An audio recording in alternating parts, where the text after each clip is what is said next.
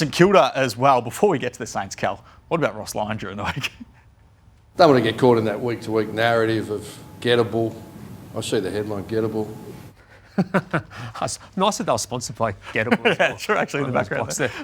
Good that Ross is watching. Let's flip over to the St Kilda priorities for the end of this season, if we can. Bang. Sign Naz, sign Naz, sign Naz, sign Naz, sign Naz, sign Naz.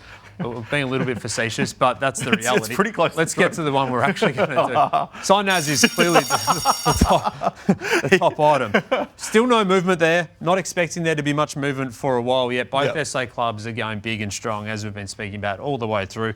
Josh Gabelich had the exclusive interview with Isaiah earlier this week. Great that the Saints put him up to speak. And he said all the right things.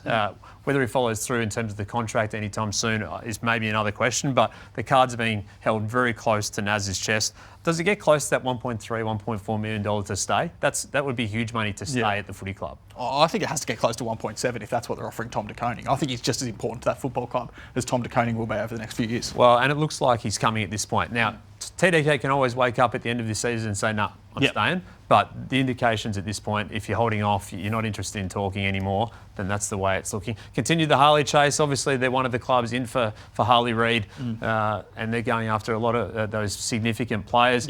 I think that what the expectation would be that given the money that they've offered some of the other midfielders in the competition in the last couple of years, their offer would be as significant as anyone's for Harley Reid if he was wanting to come home. Miles Bergman gets linked. Lecalier, of course, they're interested over the last couple of seasons. Find another early pick. How do they do this? This is maybe the Marshall decision if TDK does come.